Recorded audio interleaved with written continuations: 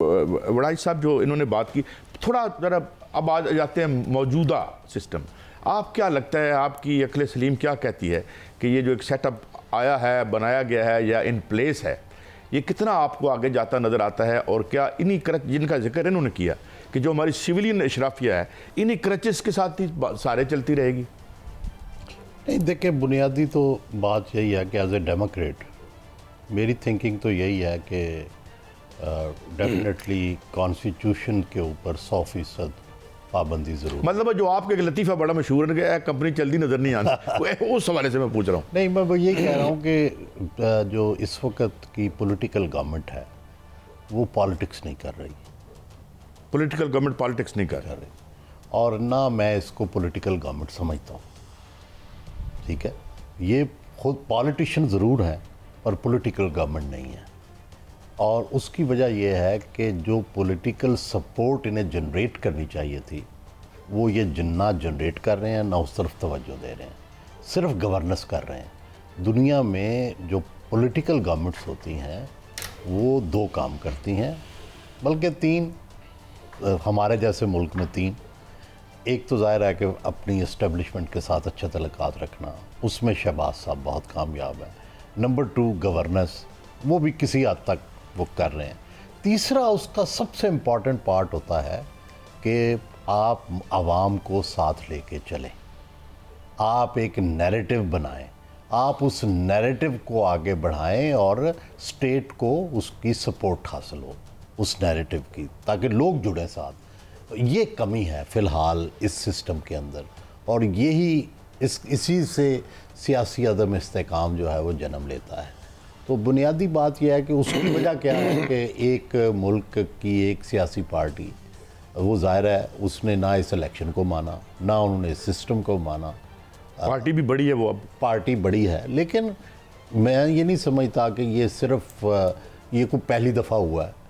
ये तो 1950। लेकिन ये सपोर्ट अनप्रेसिडेंटेड नहीं थी। नहीं जी, भुट्टो की सपोर्ट आपने नहीं देखी, फातिमा जनाह की सपोर्ट हमने नहीं देखी।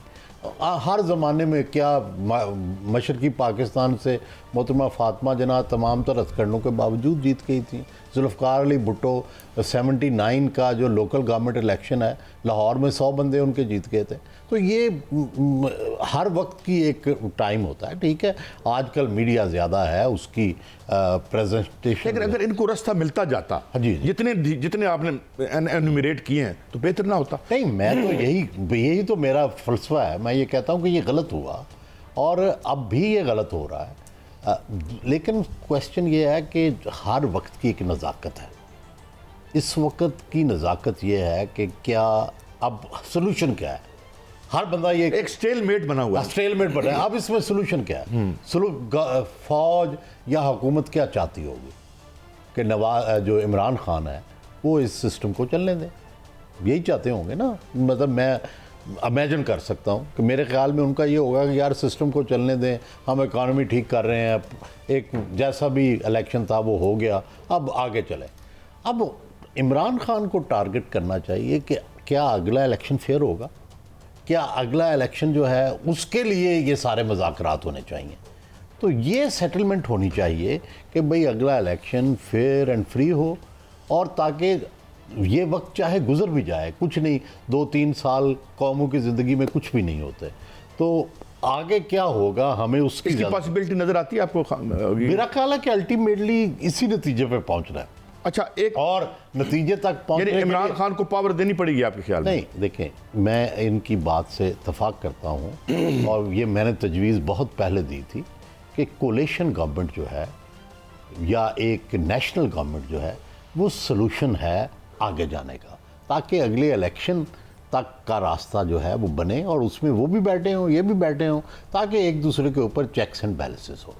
तो मैं ये समझता हूँ कि ये एक वे आउट है, और शायद इस पे तहरीक इंसाफ भी मान जाएगी मान जाएगी। मान जाएगी। मेरी राय ये है कि तहरीक इंसाफ भी मान जाएगी इसके लिए और वो सिस्टम को चलने दे। लेकिन इमरान के साथ या बगैर इमरान के मान जाएगी आपके ख्याल में? मेरा ख्याल है कि इमरान तो खुद भी नहीं आना चाहेंगे इस गवर्नमेंट में, वो तो इस गवर्नमेंट में नहीं आना चाहेंगे, उनकी पार्टी के लोग आएंगे। लेकिन आप कहते हैं एक सेटअप हो जो अगले इलेक्शन की राह हमवार करे। एक बड़ा सिनिकल व्यू है, सिनिकल नहीं कहना चाहिए, मेरे उस्ताद हैं, मतलब इसे आप सिनिकल कह सकते हैं और हकीकत पर मबनी भी कह सकते हैं। ये मैं आपको कोट करता हूँ, ये डॉक्टर इकराम उल हक साहब का। तो मुझे ये Today's Pakistan represents a state where a trio of corrupt civil military bureaucracy, incompetent politicians and profit-hungry businessmen are very affluent, but the state is poor. ये मैं नहीं कहता अच्छे बिजनेसमैन भी हैं, अच्छे नेक ब्यूरोक्रेट भी होते हैं, हमारे आपके और हमारे दोस्त और आपके अजीज़ मंजूर कादिर की मैं बात करता हूँ। लेकिन बाई एंड लार्ज क्या ये पिक्चर है हमारी? जो डॉक्टर इकराम उल हक एक बड़ा नाम है और हम उनको बड़ा फॉलो करते हैं। Do you see some substance in this portrayal?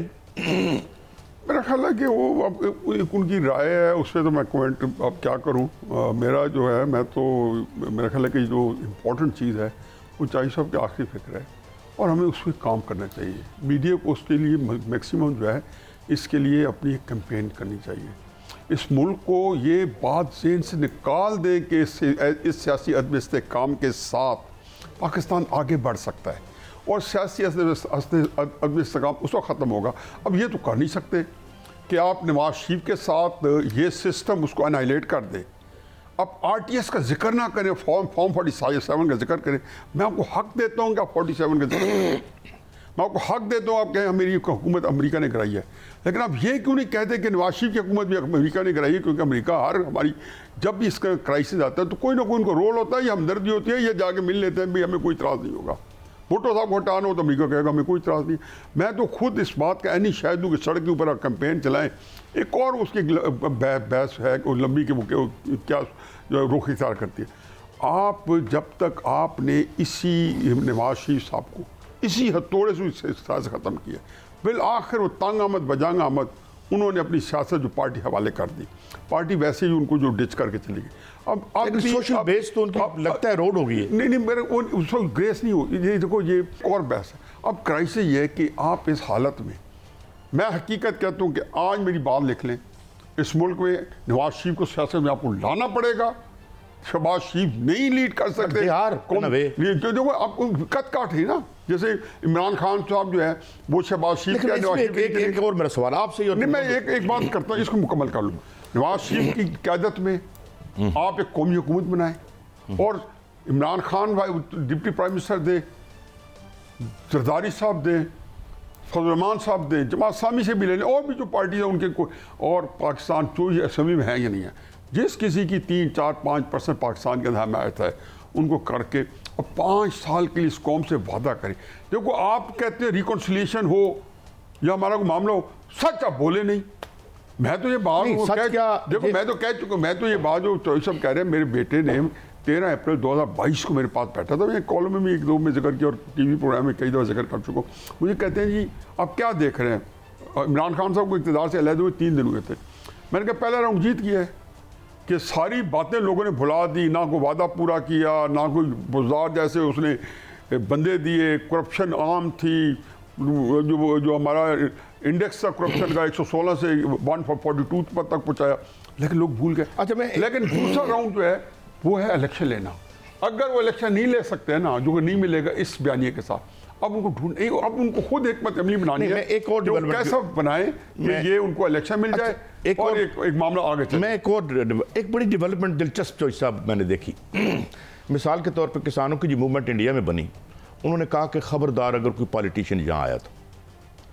और दूसरी दफ़ा जब 1 मई को 25 करोड़ लोगों ने स्ट्राइक की इंडिया में और तमाम की तमाम ट्रेड यूनियंस ने ऐलान कर दिया कि हमारा इस सियासी शराफियत से कोई ताल्लुक़ नहीं है। क्या पाकिस्तान में भी यही फीलिंग नहीं है कि यार एक ख़ानदान 80 से देख रहे हैं मियाँ साहब को, यही हमारे पास ऑप्शन है, या भुट्टो फैमिली को देख लें? तो डोंट यू थिंक कि यहाँ भी एक ताज़ा खून की आमद, या जिस तरह पॉलिटिकली सियासत, जिस तरह ये नीचे स्टूडेंट्स की पॉलिटिक्स, एक ताज़ा खून आए और लोग उनसे बेजार हैं, और यही शायद इमरान की पॉपुलैरिटी की वजह है। देखा काई साहब, थोड़ा सा यहाँ नज़रियाती आपसे इख्तलाफ है। जी सर। देखिए, पहले एक सोशलिस्ट थ्योरी थी, कम्युनिस्ट थ्योरी थी कि behind every rich man there is a crime. और ये कॉन्सेप्ट हमारे पाकिस्तान में बहुत ज़्यादा है कि हम हर वो शख्स जो अमीर है उसको, और हर वो शख्स जो सियासतदान है उसको समझते हैं कि ये मुजरम है। जबकि अब दुनिया का जो नया कॉन्सेप्ट है वो कॉन्सेप्ट इस इकानमी पे बनता है वेल्थ क्रिएशन पे, और जो भी शख्स वेल्थ क्रिएट करता है दरअसल वो उस सोसाइटी का मोहसिन होता है। पहले ये था कि वेल्थ क्रिएशन दूसरों से के इस्तेसाल से, एक्सप्लॉयटेशन से बनती थी। अब कॉन्सेप्ट ये है कि नहीं, आइडियाज़ से बनती है, और उस वेल्थ क्रिएशन का सोसाइटी को फिर फ़ायदा हुआ। ये जो मार्केट इकॉनमी है, क्यों सोशलिस्ट इकॉनमी इसके बारे में फेल हो गई? आप देखें ना, अब अल्टीमेटली चाइना की जो सोशलिज्म है उसके अंदर कितनी मार्केट इकॉनमी है, स्वाय उनके पॉलिटिकल सिस्टम के। इकोनॉमिक सिस्टम तो बिल्कुल उनका वेस्ट की तरह का है, ठीक है, उसी तरह चलता है, सिर्फ स्टेट की उसके अंदर सपोर्ट मौजूद है। तो दूसरी बात यह है कि जो देखो हमारे यहाँ ये थ्योरी कि भाई पॉलिटिशियन तो लोग बनाते हैं ना, तो लोग ले आए। सवाल ये है कि हमारे यहाँ कम्युनिस्ट भी इलेक्शन में लड़ते रहे हैं। हबीब जालक हम सबका फेवरेट था, जब वो इलेक्शन लड़ता है तो उसको कुछ नहीं मिलता। एम असलम साहब जो डॉक्टर असलम साहब जो थे, सारी ज़िंदगी सोशलिस्ट पार्टी के सरबराह रहे, बड़ी उनकी इज्जत थी, बड़े माशाल्लाह नजरियाती थे, वोट नहीं मिलता। लेकिन देखे ना, एक आपकी थ्योरी और बड़ी हकीकत से करीब है कि जी मकबूलियत और कबूलियत। जी, जब कबूलियत होगी तो रास्ता नहीं मिले। नहीं तो वो आइडियल नहीं है ना, वो तो प्रैग्मेटिक है ना।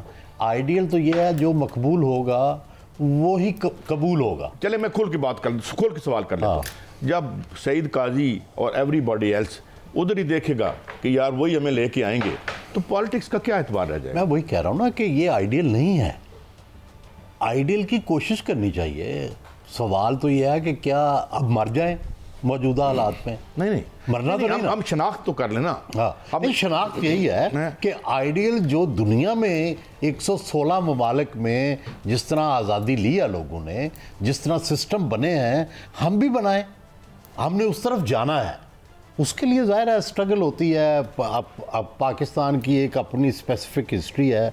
Geographically you have enemies all around, ठीक है। आपको एक साल, जिस साल आप बने हैं उसी साल आपकी जंग हुई है, 4 जंगें आप लड़ चुके हैं, 2 अफ़गानिस्तान में, 4 यहाँ। दुनिया में कहाँ 70 सालों में 6 जंगें हुई हैं?